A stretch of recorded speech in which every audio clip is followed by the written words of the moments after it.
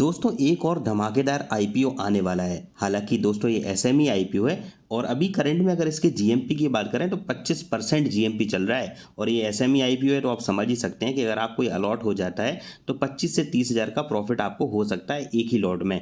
तो चलिए इस कंपनी के पूरी डिटेल्स की बात करें, क्योंकि सिर्फ जीएमपी की बात करना बेकार है दोस्तों, क्योंकि जीएमपी कभी भी चेंज होता रहता है। तो अगर कंपनी की डिटेल्स, फाइनेंशियल्स, केपीआई वगैरह अगर अच्छी हो तो फिर इसमें अप्लाई किया जा सकता है या नहीं, ये देखेंगे आज के इस वीडियो में। तो इस वीडियो को एंड तक जरूर देखिए, बहुत ही फायदा होगा दोस्तों।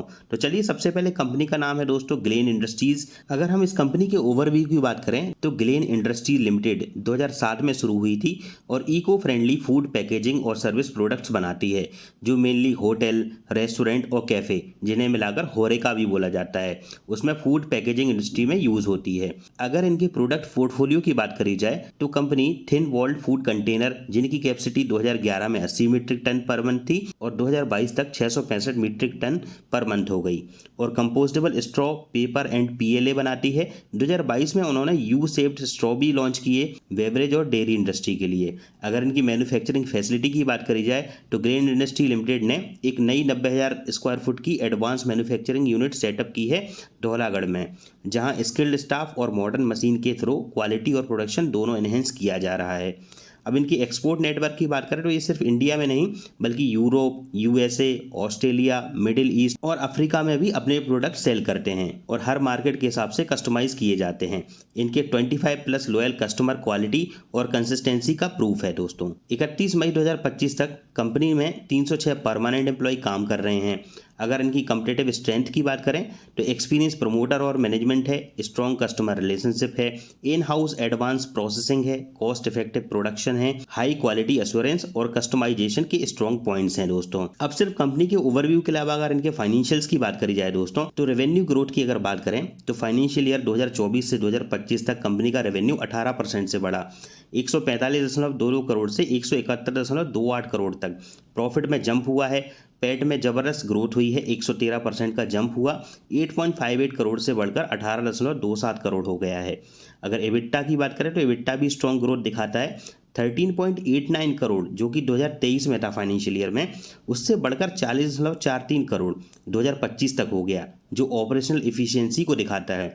अगर इनके टोटल एसेट की बात करें तो ये भी 2023 फाइनेंशियल ईयर से बढ़ के 2025 में 214.36 करोड़ तक हो गए हैं दोस्तों।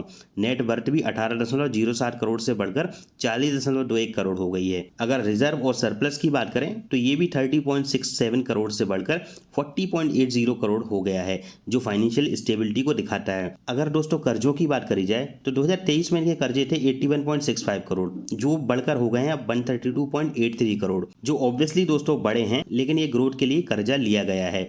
तो अगर कंक्लूजन की बात करें फाइनेंशियल्स के हिसाब से तो कंपनी की फाइनेंशियल परफॉर्मेंस तेजी से ग्रो कर रही है, प्रॉफिट और एबिटा में मेजर जंप है, लेकिन कर्जे भी बढ़ रहे हैं जो एक्सपेंशन के पर्पज से लग रहे हैं। अब अगर बात करी जाए कुछ केपीआईज की, यानी की परफॉर्मेंस इंडिकेटर्स की, इसी के बेसिस पर दोस्तों डिसाइड कर सकते हैं कि आईपीओ फंडामेंटली ठीक है या नहीं है।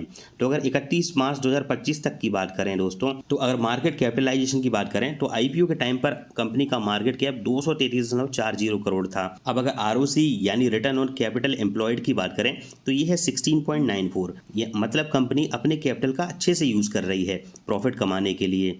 फिर बात करें डेट टू इक्विटी रेशियो जो कि 2.28 है, थोड़ा हाई है, जो दिखाता है कंपनी ने एक्सपेंशन के लिए ज़्यादा लोन लिया है। फिर बात करें RONW यानी रिटर्न ऑन नेटवर्थ की तो 45.43 बहुत स्ट्रॉन्ग रिटर्न है शेयर होल्डर्स के लिए। पैट मार्जिन 10.7% है, मतलब अगर 100 रुपये की सेल पर कंपनी को लगभग 10 रुपये 70 पैसे का नेट प्रॉफिट हो रहा है। एबिटा मार्जिन 23.60 है, जो बताता है कि ऑपरेशन लेवल पर कंपनी काफ़ी इफिशियंट है।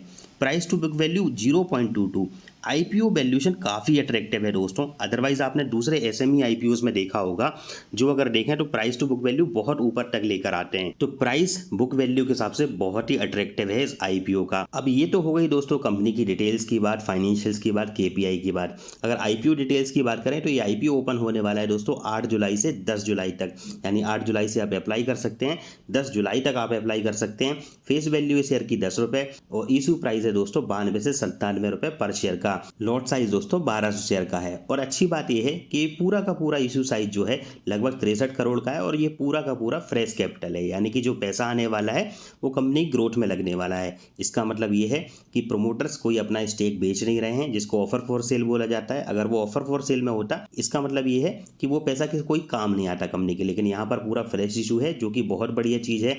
अगर कुछ इंपॉर्टेंट डेट्स की बात करी जाए दोस्तों तो आईपीओ ओपन डेट तो 8 जुलाई 2025 है ही, क्लोज डेट 10 जुलाई 2025 है, अलॉटमेंट इसका 11 जुलाई 2025 को होगा दोस्तों। रिफंड्स अगर जिनको अलॉट नहीं होता है उनके रिफंड 14 जुलाई को आ जाएंगे, और अगर आपको अलॉटमेंट हो जाता है तो 14 जुलाई को ही आपके डीमैट में ये शेयर ट्रांसफर कर दिए जाएंगे। इसके अलावा दोस्तों टेंटेटिव जो लिस्टिंग डेट है वो 15 जुलाई 2025 है। तो आप ये इंपॉर्टेंट डेट्स को ध्यान रखिए। इसके अलावा अगर दोस्तों इसके जीएमपी की भी बात करें तो ग्लेन इंडस्ट्री का जीएमपी अभी 25 रुपये चल रहा है अपर प्राइस पर, यानी कि 97 रुपये जो प्राइस है अपर प्राइस रेंज है उस पर 25 रुपये और जोड़ दीजिए तो इसकी लिस्टिंग इतने ऊपर हो सकती है, यानी करंट में देखें तो 25.77% का गेन का चांस दोस्तों है। हालांकि दोस्तों जीएमपी कोई गारंटी नहीं होती, अभी हो सकता है 25 चल रहा है, लेकिन जब दोस्तों ये स्टॉक लिस्ट हो उस टाइम पर हो सकता है नेगेटिव जीएमपी भी या जीरो जीएमपी भी चला जाए, तो फिर नुकसान भी हो सकता है। तो ये एक दोस्तों डिस्क्लेमर है, याद रखिएगा। और दोस्तों एसएमई आईपीओ थोड़े रिस्की होते हैं, अगर आपको अलॉटमेंट हो भी जाता है तो उस केस में कभी कभी बहुत सारे एसएमई आईपीओज में आप हो सकता है जब आपको अलॉटमेंट के बाद जब आप बेचने की कोशिश कर रहे होंगे शेयर तो हो सकता है बायर ही ना हो, तो ये थोड़ा सा रिस्क रहता है। तो अगर आप फुल्ली तैयार है तो अपने फाइनेंशियल एडवाइजर से सलाह लेकर ही इस आईपीओ में अप्लाई करिए। बाकी मैंने आपको पूरी डिटेल बता दी, तो डिटेल आपको कैसी लगी है, कैसा ये रिव्यू लगा है, तो वीडियो को लाइक करिएगा, चैनल को सब्सक्राइब करिएगा। इसी तरह दोस्तों मिलेंगे आगे किसी दूसरे वीडियो में।